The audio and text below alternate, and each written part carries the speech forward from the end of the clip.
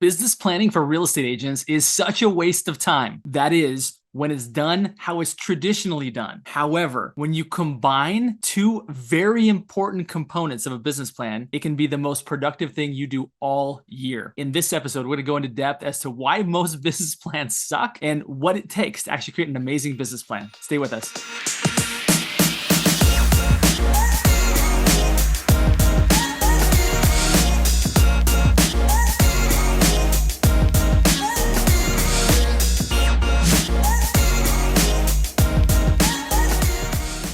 Hey guys, welcome back. Justin Stoddart here with Think Bigger Real Estate, a premier coaching and consulting platform for the real estate industry.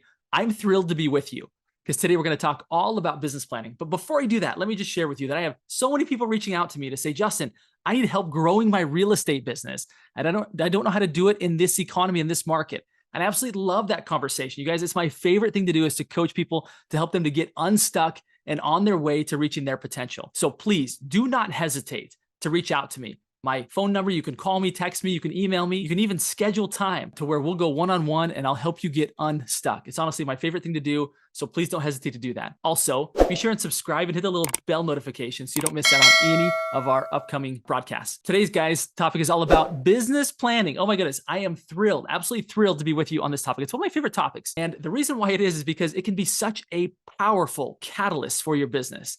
For me, my business plan, I look at it every single morning before I start my day. And it's not the type of boring business plan that is a bunch of numbers that's super stale. Like for me, it's actually kind of like a dream board, but it's not just a dream board. It's actually the combination of a dream board and a figures, like numbers and figures plan all mixed together. If you stay with me to the end, I'm going to give you a link to be able to actually go download the same template. You're going to love it, you guys. It's going to change everything about the way that you start your day, the way that you end your day, and the way that you frame your success and accelerate you to faster and higher heights. So let's get right into it. Here's one of the bigger challenges with business plans is that most people see it as an annual event, and as a responsible business owner, I want to be sure and do my business plan. And so they go and they compile all these numbers. And these numbers, honestly, guys, they aren't very inspiring. Think about it this way. You're in real estate. You recognize that when you're purchasing a house or when other people are purchasing a house, I'm going to ask you the question, is it an emotional decision or is it a logical decision? I think we all know the answer. It's an emotional decision. Where you live, it's a very emotional decision. And we know that to get people to buy, we need them to be in an emotional state. Now, think of it this way. Is it your business plan? Every day you are getting yourself to buy into the fact, right? Buy into the fact that this plan I'm going to follow. And this is the plan I actually want to create. Yet our business plan in and of itself is logical. It's stats and figures and numbers with no connection directly to anything that creates any sort of emotional response. So if we want to get ourselves to buy into following this plan, wouldn't it be wise of us to actually create something that has some emotional ties? Yes, of course it would. This is exactly what we've created. I'm going to show you here in just a minute what an ideal business plan looks like and what this template is that we've created for you. But before I do that, let me give a couple more metaphors so you really kind of get your head around what it looks like to do business planning incorrectly versus correctly. I'm going to use this metaphor of a map. So for those of you that are old enough, you remember that the way we used to navigate around town was that we had a physical paper map. Now I remember my parents having a map, and they would sometimes stop the car, open up the map across the whole hood of the car to try and figure out where are we at and where are we going to be able to map out the whole trip. Once they kind of had it in their mind, they'd kind of fold up the map to kind of see, okay, this is where we're going. When you're driving, it's kind of hard to look at that, right? Not safely. And so oftentimes that map, you'd have to kind of remember, okay, I turn here, I turn off on I-80, then I go here, or you try to remember it, then you stick the map back on the seat or under the seat, and you try and go from memory to get from A to B. And the reality is you'd oftentimes get lost. And there was this ongoing joke. Those of you that are old enough to remember this would be like, the ongoing joke is men never stop and ask for directions, right? They're too proud or too stubborn or something. And it was always the wives being like, oh, my husband's lost again. Well, part of it is because we're working with a tool that isn't designed to navigate you very well, right? It's paper that you kind of memorize and then you try and get there. Traditional business planning is set up exactly like that. It's this, okay, I'm going to create a plan in like November, December, January, like whenever it is you create the plan, right? And then I'm going to try and remember what I did. And you don't really want to go back and look at it because it's like, I'm driving, I'm busy, right? I'm driving the car of my business. I'm moving my business forward. I don't have time to go look at my business plan. It's a logical tool that really requires for you to look at it, some sort of emotional connection. And it doesn't have that. Now, enter in the advent of GPS. Oh, folks, game changer. Now we have this little device we put in, it automatically identifies where we're at today. And then we put in, okay, this is where I want to go. And then it draws a little blue line. And if at some point during the path, there's traffic in the way, it reroutes us. Your business plan needs a function like that. It needs a function like a GPS to where it identifies where you're at, right? We help you to identify that. And then you put in where you want to go. And because you're looking at it all the time, right? It's your phone when it comes to a GPS and a map. When it comes to your business plan, looking at it all the time, you can make the slight deviations to where you don't get way down the road and get lost and have your wife mad at you, right?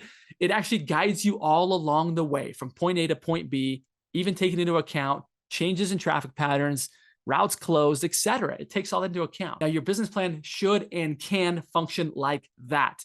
And when it does, it's a beautiful thing, you guys. It's an absolutely beautiful thing. Let me share with you the template that I've created over the past 8 years. I've been refining this. I pulled from a number of different sources, right? This isn't totally unique to me, but there are some components that are. So I'm just going to walk you through it really quickly here and show you why it's so dang cool. Okay. So first and foremost, we're going to get into this topic of alignment, right? You want your life and your business to be in alignment. And so often they're not. I always talk about the big why as being your North Star. If you were to fast forward to the end of your life and were to say, you know what? I am so happy with the way my life turned out. Right? You're at the end of your life and you're looking back. You've lived a wonderful life. Looking back, you're like, I'm so glad that I prioritized what I prioritized and that I made important what I made important. What is that, right? Put that down right here in the cell, the big why. And that's the North Star. That's the ultimate filter for everything we do. Is my future self going to thank me for doing this? Okay. Then we work backwards. 10 years. Personal story says something like this, which is fast forward 10 years from now. I'm looking back and I'm celebrating the last decade. What in my personal life has happened to allow me to say that? Okay, the follow-up question to that right here is, what did my business need to look like to support that celebration, to support that life? Okay,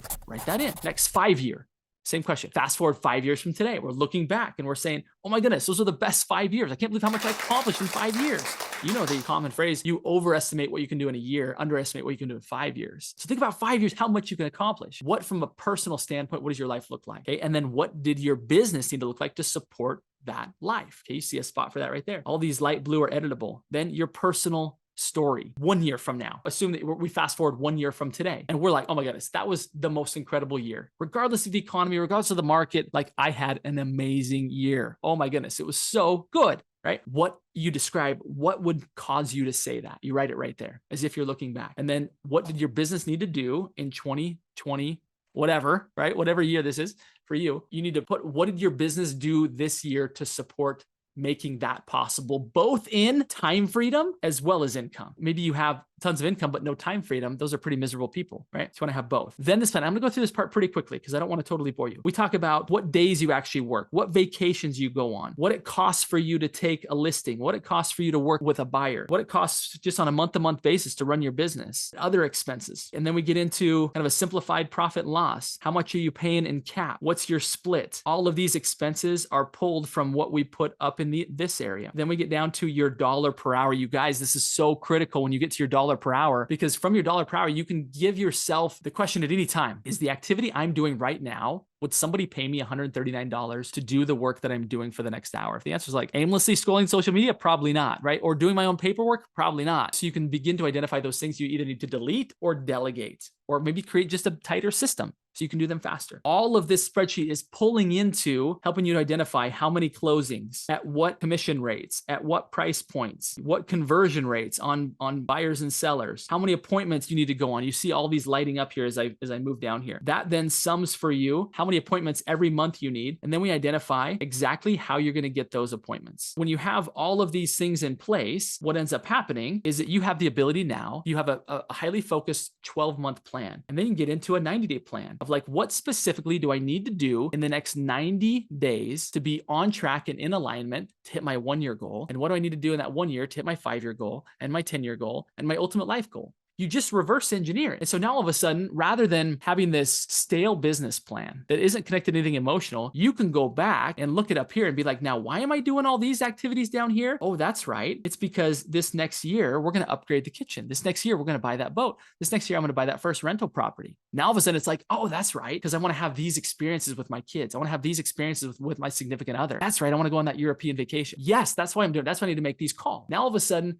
the day-to-day activities are not such a grind. It's not such an awful chore. And the business plan isn't some useless tool that sits on some desktop file somewhere that you never look at. Now, let me tell you what I do with mine, because I've actually began to now insert in photographs, like pictures. I'll copy and paste pictures. I've created a new tab at the bottom of my document here that gives me the ability to just copy and paste stuff off the internet when it's a certain image that really represents the life that I want. So now it's very emotional for me because I see pictures of my family, pictures of places I want to take my wife. Like, it becomes such a cool experience that I now have my business plan at the very top left-hand corner. It's a starred tab on my browser, sits right up near the top, to where when I open my desktop, first thing in the morning, my computer, I hit that, I review it quickly, I get inspired. Oh yeah, that's why I'm here. At the end of the day, I review it again to make sure I was in alignment and make plans for the next day. And then anytime during the day where I'm like, you know what, that was a crappy experience. That kind of took the wind out of my sails. I go back and I just revisit it quickly, and it grounds me in the fact of what I'm doing. You guys, business planning does not have to be an unfruitful experience. It doesn't have to be just a chore or something that you do to check a box. It can be one of the most powerful tools